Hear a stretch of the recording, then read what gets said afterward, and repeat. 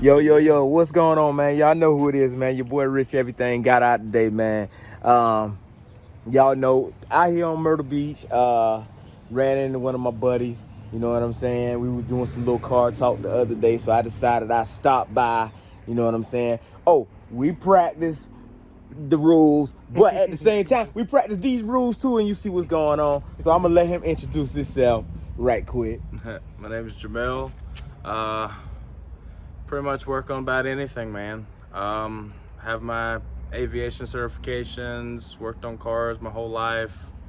Grew up with my dad doing it. Got pictures of me, 3 years old, adjusting the floats or helping him adjust the floats in the old carbureted El Camino we got. So you've been into the car man, game. I've been in it for. My dad said I had one of those little red and yellow top pedal cars. Yeah. He said it probably never moved 3 feet. I'd go push it over, pretend to be working on the carburetor. Right. So it's taught from him and my grandpa, and just grew from there. Okay. My buddy's dad's a diesel mechanic. I've been around him my whole life. All right. Well, check this out. Every bit of I'm it. gonna take the focus off me. I'm gonna turn the camera around for a minute because you know I'm sitting here holding this thing up in there. But just 1 second. Yeah. So, the major part about it is, man, when I met my buddy, and a lot of guys don't like to share tips, tricks. You know, we see a lot of it on YouTube, and even on that, they still don't give you the best of everything. So when I ran into him, and that's one thing we'll probably end up I wouldn't even say doing a DIY on, but we'll probably end up updating y'all a little bit more on that. We can. You know what I'm I saying? have almost a write-up of a DIY for Okay. everything with this car. I have everything I've done to it, the whole entire wiring diagram for it and everything like that. I have it all wrote up and modified and everything. Okay. So y'all see how And serious I'm willing to share whatever's needed. y'all see how serious we getting over here, man. Like I said, I was in the middle of walking out of one of my LS adventures, and he stopped me, gave me some very critical advice, man. And I actually had a chance to try it with one of my other buddies this weekend, and was amazed because I didn't have a chance to go to the pool yard and pull one for myself. So I took the liberty to do so, which me and Jada, which is in the car, she wanted to go on an LS adventure. And what happened with that was, you know, we got in there and we was a little push for time. Not only a little push for time, to be honest with you, I knew what I was looking for, but I didn't exactly know what I was looking for. So I gave my buddy here a call. He picked the phone up right away, broke everything down to me. I mean, tick for tack, and I was able to actually go get the part that I need, which we'll talk about that in a whole nother YouTube video. But right now, I'm gonna let him break down a little bit on what he got going on, because it is a project car. So, you know. Oh, it's a project car. With me working on them boats, Broadway, we actually throw 6.2s in those. Right. So I'm really familiar with the E38, E40, E62 ECUs and everything. We build our own custom wiring harnesses and stuff. A lot of this is not necessarily joint venture or anything, but if with everything out on the boats, if it's not 100%, we buy something else. Right. So a lot of the wiring and stuff here, if we didn't like it, they give it to me. So it's budget. Yeah. You know, it's marine grade wire, so it's better than, you know, a lot of stuff, but it's Yeah. budget. Oh, no. I definitely understand budget, to be honest with you. Everything said and done with transmission, motor, and everything like that, all this wiring harness and everything with the drive shaft and everything. Yeah. I'm in at $3,200. Okay. $3,200. Full swap, And- T56, 30,000 miles on the LS2, full rebuild and everything. It's actually 500 or 600 miles fresh off of a rebuild with 30,000 on it to begin with. T56 is the same way. So And y'all talk about budget. I was gonna cut across my buddy, but y'all talk about budget. Now that's budgeting, because we actually got guys, and not really talking down on anybody, we actually got guys out there that I don't really know what they have in their car, but they'll say they have, you know, 100, 150K. No. And the reason why I started the LS Adventure was one of these reasons. I wanted to show people that they could actually do these bills Oh, there's on a so, budget. and realistically, this is an E38, E40, or an E62 ECU is the harder builds. It's the harder one of the builds because they came in like a Trailblazer SS, your Vets, and the GTOs and the Australian Holden versions and stuff. But that's it. Yeah. So not a lot of people swap them because they're just not as plentiful as every other LS setup. Right. So there's not a lot about them. There's not a lot of information on how to delete VATs and stuff like that on them. There's not much on them. So at $3,200, that was with me. Like, that's learning a lot about them and everything. Realistically, the wiring harness I had to buy a bunch of connector stuff. Right now, I mean, with our setup, you can run out there, go grab you a 5.3 harness off of an old truck and fuse block, and I don't know if you know how, but I can make it run off of 2 wires. It's Yeah. two wire setup, and It's yeah, funny you you said can go that. get one of those for what I think a full wiring harness is $150. Yeah. Yeah. With everything said and done. So instead of going this route and taking the time to buy the wire and buy stuff and buy connectors and make it myself, I mean, you can have a running LS, $150 harness, and maybe go grab you a motor for $375 and throw rebuild kit in it. So Now with that said, $600, since we talking budget, I don't mean to cut across you. Since we talking budget, if you really want to get out here on the real manly side of it, which do you enjoy better? Do you enjoy actually breaking this stuff down and actually doing the wiring yourself, or Yes. would you much rather spend that $100? Nope. Everything. I'm a big do-it-yourselfer. I'm a big if I can't figure out how to do it, fix it, I don't own it. Right. I can fix that truck. I can fix that car. I've done roofing and plumbing and everything. If I cannot figure out how to fix it myself, I don't want it around me. I don't want to figure it out. That's every bit of this is do it myself, research it myself, own it out myself. Multimeters right over there, been, pinning everything out. That's what I love to do. That's what That sound like somebody y'all know?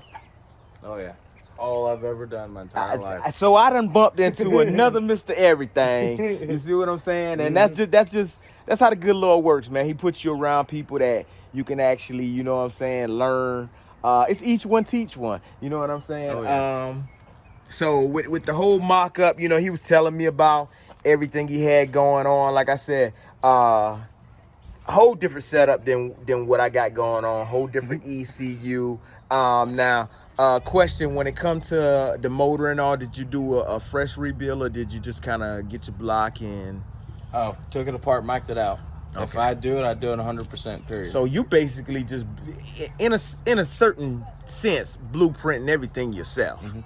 So that's you loving learn it. in aviation Yeah. to mic everything out, and you mic it out to 10,000s, 100,000s, 10,000,000s. I've got all the factory specs for this motor. I mic'd everything out to it, period. Took it all down apart and all. I'm kind of a stickler when it comes to that.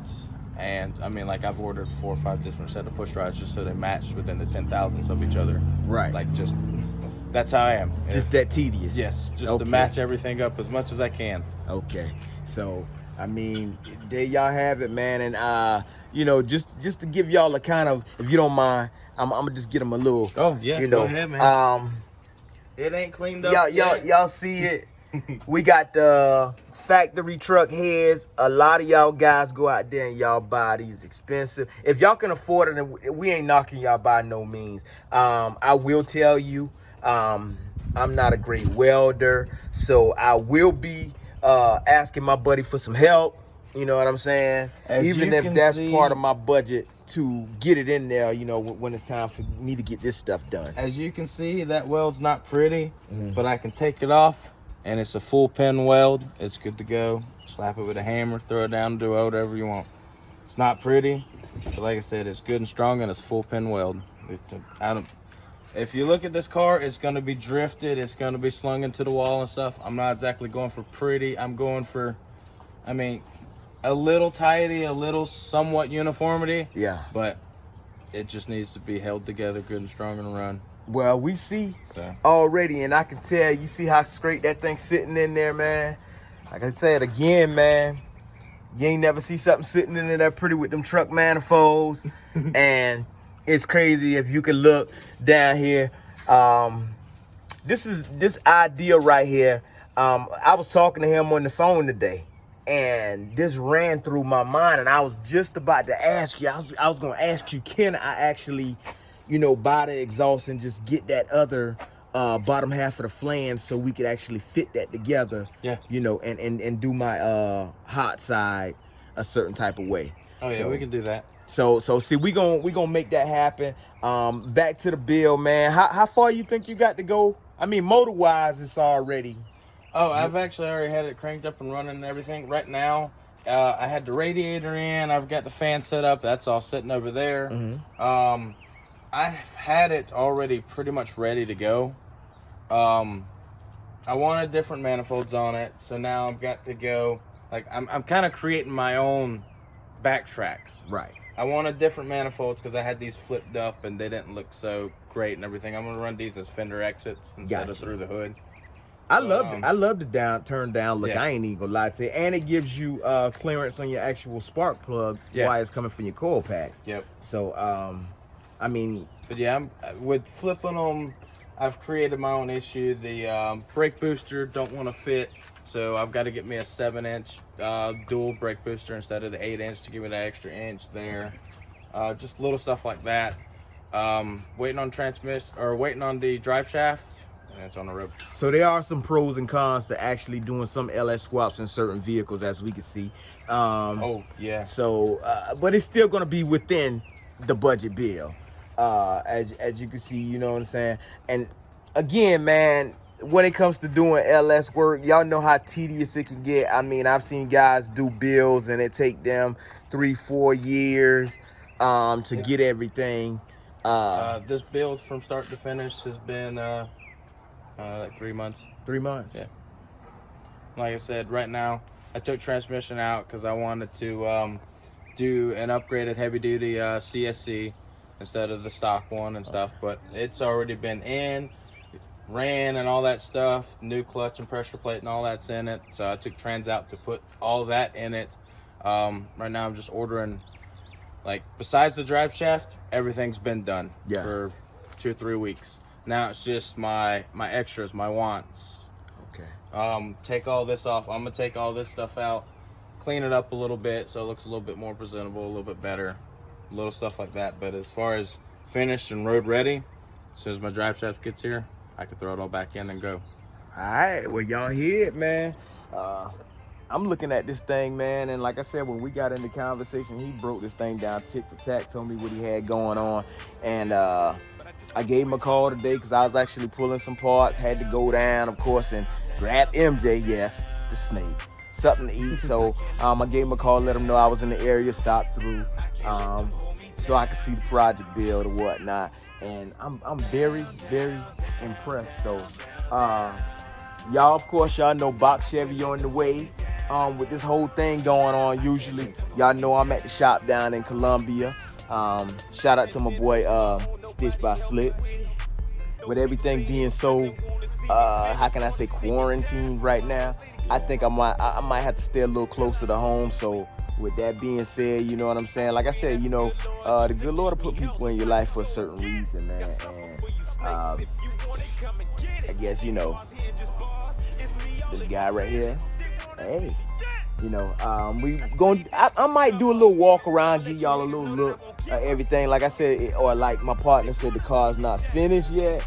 Or matter of fact, we gonna make them wait on that. Let's make them wait on the walk around, because I'm a true believer in showing them the progress on things. So y'all gonna have to stay tuned, stay locked into the channel.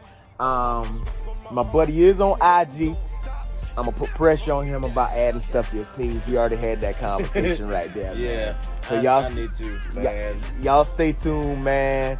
I'm gonna drop y'all another video sometime soon. If I can slide out this way, you know, call my man and see if he's home or whatever, and we'll go from there, man. But Until next time, man, like, share, subscribe, and make sure y'all man, hit that push notification button. I'm trying to tell you, man, Whip of the Week just dropped last night.